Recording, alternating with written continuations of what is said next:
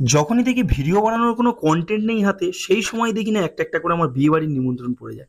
তো কদিন আগে এরকমই একটা বিয়ে বাড়ির ইনভিটেশন এসেছিল আমার কাছে। গিয়েছিলাম সব বন্ধুরা মিলে। তাহলে চলো দেখাই বেশি দেরি না করে।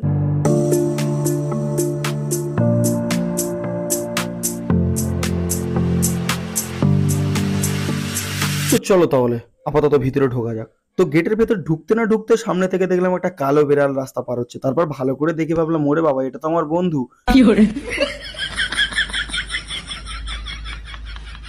কালো পাঞ্জাবি পরে এসেছে। তো সেই জন্য আমি পেছনে যাচ্ছি, ওকে আগে পাঠিয়ে দিয়েছি। আর এমন হতভাগা, ওকে আগে পাঠানোতেই দেখলাম ঢুকে বলছে, ভাই এই দেখ ব্যাচ পরে একটা লোক ভলেন্টিয়ার দাঁড়িয়ে আছে। আমি বলি, আরে হতভাগা, এটা ব্যাচ পরে কোনো ভলেন্টিয়ার নয়, এটা এই বাড়ির বড় জামাই।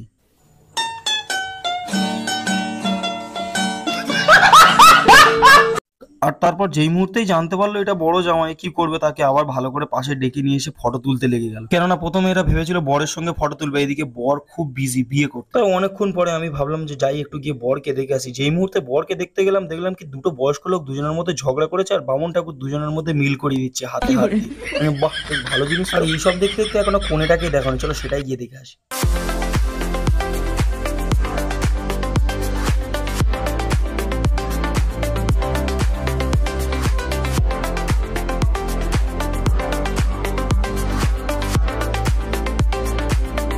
তো কনের ফটো তো তুললাম, তা কনের সঙ্গে যে কেউ ফটো তুলবে সেরকম লজ্জার মাথা কে কারো সাহস হচ্ছিল না। তার পাশ থেকে দেখলাম একটা বৌদি এসে ফটো তুলে পথ করে বাইরের দিকে চলে গেল। আর ওখান থেকে বাইরের দিকে বেরোতেই না বেরোতে আমার একটা সাবস্ক্রাইবারের সঙ্গে দেখা, মানে আমার সাবস্ক্রাইবার বলতে ওর ফোন থেকে আমি নিজেই সাবস্ক্রাইব করে নিয়েছিলাম আর কি।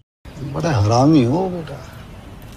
না মানে দেখো, সত্যি কথা বলতে সবাই তো লজ্জা পায়, কিন্তু আমি অতটা লজ্জা পাই না, সত্যি কথা বলেই ফেলি। তো সেখান থেকে অনেক ফটো ফটো তোলার পর চলে আসি বাইরের দিকে, যেখানে স্টল টল দিয়েছে। আর আমরা ফটো তুলতে এতটাই বিজি ছিলাম যে স্টলের সামনে আস্তে আস্তে প্রায় আমাদের 10:30 মতন বেজে গেছে। আর সেই সময় ইচ্ছাও করছিল না সত্যি বলতে কি, কবি টবি তো অত রাতে আর বেকার খাওয়া, কেননা তখন আবার ডিনার বিনার করতে হবে। এই হতভাগা কিন্তু তখন ছেড়ে কথা বলে না, দেখি না ডাস্টবিনের সামনে দাঁড়িয়ে দাঁড়িয়ে একটা ডাস্টবিন ভর্তি করে ফেলেছে শুধু ফ্যানটা খেয়ে। তারপর আমি ওকে অনেক কিছু বোঝালাম, দেখ ভাই, এখানে যদি পেট ভর্তি করে ফেলিস তাহলে পরে খাবি কি।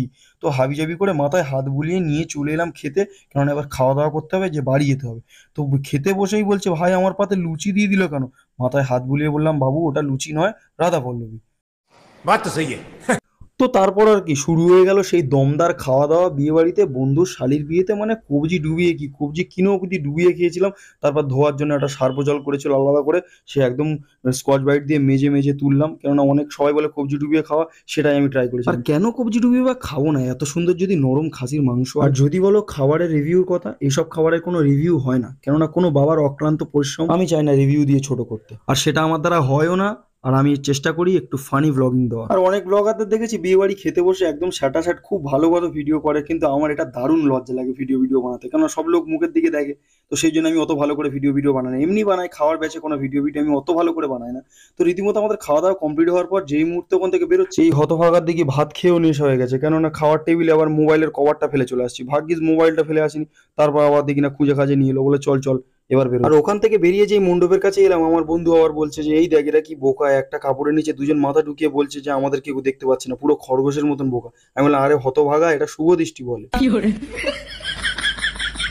তো সবার শেষে খাওয়া দাওয়া করার পর অনেক মজা টজা করার পর এবার বাড়ির দিকে যাওয়ার পালা। সেই সময় এদের আবার ফটো তুলতে ইচ্ছে হয়, আর সেই ফটো তুলতে গিয়ে হয়ে যায় আরো আধ ঘন্টা মতো। আর আজকে ব্লগটা তোমাদের ভালো লাগলেও লাগতে পারে, তাহলে আর কি সাবস্ক্রাইবটা করেই নাও।